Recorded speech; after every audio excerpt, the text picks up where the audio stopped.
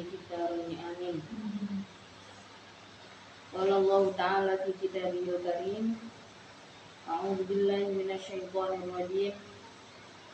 Fajazaa'uhu jahannam khalidan fiha wa ghadiballahu 'alaihi wa la'anahu wa a'adda lahu 'adzaban 'azima. Itu terakhir nggih.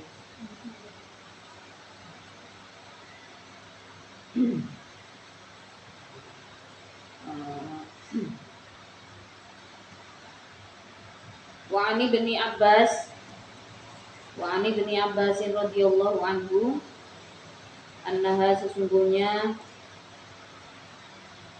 Abdullah bin Abbas itu ala zahiriha atas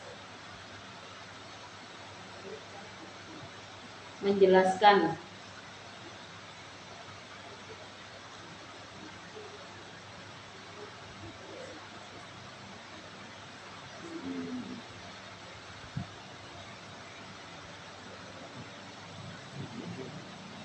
itu ala ghairiha atas menjelaskan tentang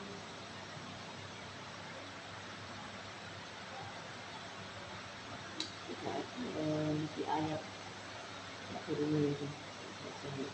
Wassalamualaikum warahmatullahi wabarakatuh. Menurut takwil ya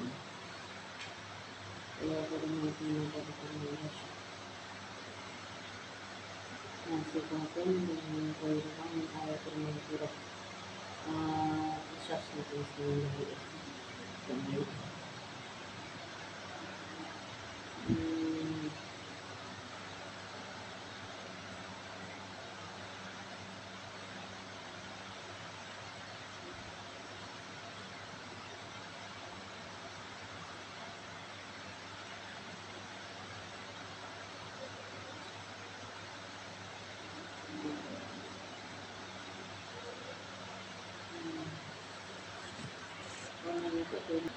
Mayyaqtul mu'minan muta'ammidan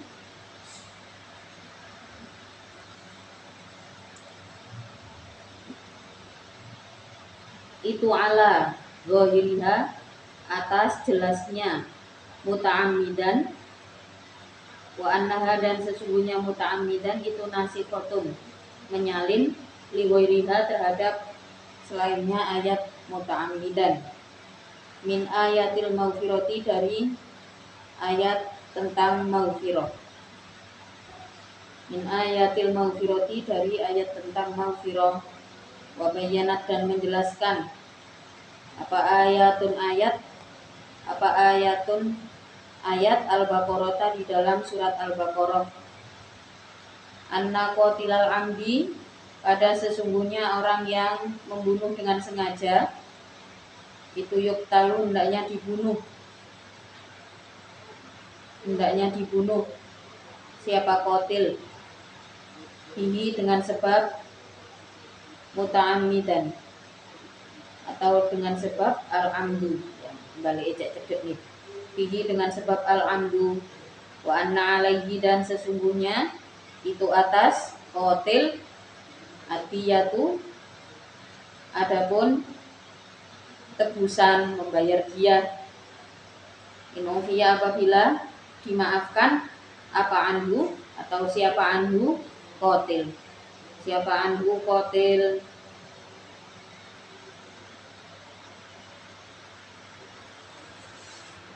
jadi yang dimaksud dengan apa penjelasan dari Abdullah bin Abbas ini tadi adalah kan di ayat yang wa may yaqtul mu'minan muta'ammidan fajazaa'uhu jahannam membunuh sesama mukmin dengan sengaja balasannya adalah neraka dan abadi di dalamnya wa a'adda lahu adzaban 'azima dan disuguhkan kepadanya siksa yang berat. Dijelaskan di sini bahwa pada penjelasan di bawahnya yang dimaksud kekal di situ tentu saja yang lebih tidak diampuni lagi adalah kekufurannya. Jadi kan pembunuhan itu kejam ya. Pembunuhan itu sesuatu yang kejam, terus kemudian apalagi kalau dilakukan secara sengaja, membunuh sesama mukmin, ini adalah sebuah keburukan. Tapi di sini ada ada pendapat bahwa balasan itu akan tetap diberikan. Abadi di neraka itu akan tetap diberikan.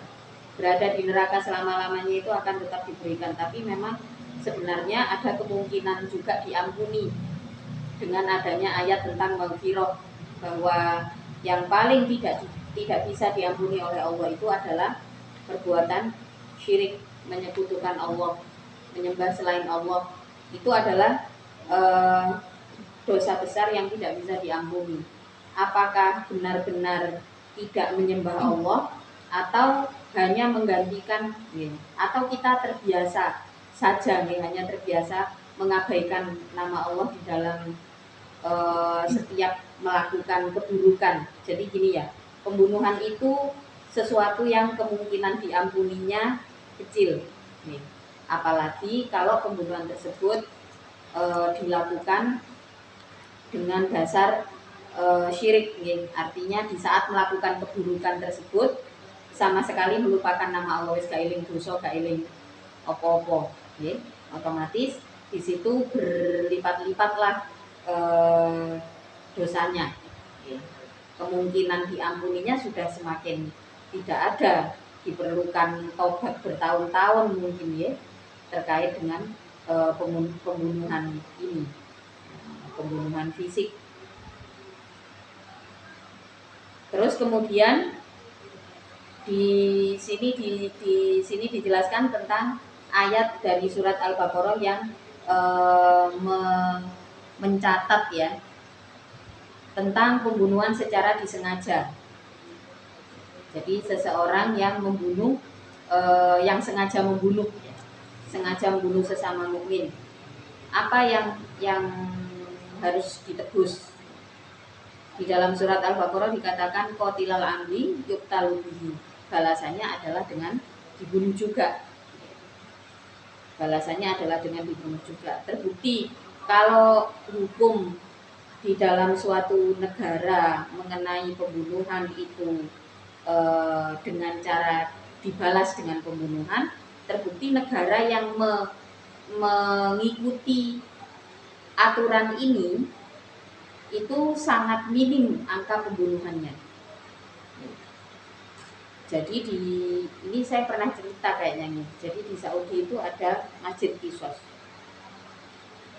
Masjid Qisas itu adalah cukup dikenal karena memang bertahun-tahun masjid tersebut menjadi tempatnya kisos. Jadi kalau ada pencurian, potong tangan di situ, ada pembunuhan, hukuman matinya juga dilakukan di situ, maka disebutnya adalah Masjid Qisas. Di tahun 2021 itu kesaksian masyarakat lokal nih. Jadi kalau ada kisos itu zaman dulu itu diumumkan sehingga orang-orang pada berdatangan untuk melaksanakan sholat di situ dan menyaksikan hukuman kisos nih, sebagai pembelajaran agar tidak terulang pembunuhan serupa. Tapi menurut masyarakat setempat di situ, apalagi yang sudah tua-tua Masjid Qisas itu ada dilaksanakan hukuman kisos itu kadang 10 tahun sekali belum tentu. Jadi angka pembunuhan termasuk angka pembunuhan di Saudi itu kecil, hampir nggak ada. Kenapa? Ya takutlah orang kalau mau membunuh. Kalau di sini kan bisa direkayasa dulu hukumnya bisa dibeli pakai uang dan seterusnya. Maka salah satu hal yang membuat isu global itu menciptakan kabar buruk berita buruk tentang satu daerah di Indonesia, di Aceh, di mana Aceh ini adalah sebuah daerah yang memberlakukan hukum Islam di dalamnya. Bagaimana dengan kisos? Apakah di sana juga dipakai? Iya. Jadi kalau secara angka keamanan dan kemakmuran masyarakat Aceh itu memang aman, tidak ada pencurian, tidak ada pembunuhan, jarang sekali terjadi. Menurut masyarakat setempat yang sudah dari kakek neneknya sudah Islam, sudah tinggal di Aceh bertahun-tahun sampai keturunan-keturunannya, menurut masyarakat sana nyaman tinggal di Aceh. Nggak ada kejahatan, tidak ada, jarang sekali terjadi pembegalan dan pembunuhan. Padahal infrastruktur dan lain-lain itu cenderung ketinggalan karena memang sengaja dibikin terus isu buruk mengenai Aceh supaya orang-orang nggak berinvestasi ke sana, supaya daerahnya itu tidak menjadi lebih maju daripada sekarang. Faktanya memang aman kalau di suatu daerah atau suatu negara memberlakukan hukum yang ada di dalam Al-Quran. Ya wedilah, ya nyolong langsung dipotong tangan, kira-kira bisa dibayangkan ya. Walaupun ada lawyer, ada apa, pokoknya ada saksi, ya sudah pasti kena hukuman itu. Nyatanya ketegasan hukum itu perlu di dalam sebuah lembaga negara. Ketegasan satu yang pertama adalah jelas. Selain jelas harus tegas, ya. Tegas kok nggak jelas juga akan menjadikan masyarakatnya depresi. Jadi ketegasan hukum itu harus didampingi, harus berdampingan dengan kejelasan hukum. Undang-undangnya yang jelas, jangan dikit-dikit ada rekayasa, dikit-dikit berubah gitu. Kayak waktu COVID ya. Waktu COVID itu semua orang dibikin depresi dengan apa? Dengan aturan pemerintah ya. Tiba-tiba lockdown. Apa masalahnya? Sedangkan cari uang susah. Jadi seringkali negara kita ini terjebak di, kalau dikatakan tegas ya sebenarnya nggak terlalu tegas, apalagi jelas gitu ya. Seringkali terjebak di situ. Hukum di dalam Al-Quran tegas dan jelas. Maka suatu daerah yang berusaha dengan keras menegakkan hukum ini, ya, maka ya akan ditata sebagaimana harapan penegak hukumnya. Karena ini yang dipakai adalah hukum Allah. Yang dipakai adalah hukum Allah. Otomatis ya ada campur tangan Allah ya, karena penegak hukum di situ tegas. Kayak waktu yang di Qatar itu kemarin Piala Dunia ya. Nah, di situ aturannya juga jelas, tidak ada atribut LGBT. Demo dari mana-mana, dari seluruh dunia, gak keren. Negara kuis disetujui kok sama FIFA untuk mengadakan pagelaran sepak bola dunia di sini. Jare tuan rumah ya wis nek gak trimo iki negaraku iki saiki sing paling siap untuk diadakan acara ini. Nyatanya Allah yang memberikan perlindungan terhadap ketegasan hukum. Nah, ini terkait dengan hukum mati pada pembunuh, ya, pembunuhan yang disengaja. Di dalam surat Al-Baqarah sudah dijelaskan kalau pembunuhan tersebut sengaja maka an-naqatilal amri yuqtalu bihi, dibunuh. Wa anna alaihi adya, selain dibunuh dia juga bayar tebusan. Ini kalau apa? In ufiya, apabila diampuni siapa andu dari kotil. Kalau misalkan keluarganya korban memaafkan, nah dia hanya perlu membayar dia. Wasabako, dan telah lalu apa qadruha, kadarnya dia, di surat Al-Baqarah sudah ada. Wabayana, dan jelas apa as-sunnatu hadis, anna bainal amdi, pada sesungguhnya itu diantara membunuh yang disengaja, wal khotoi dan kesalahan,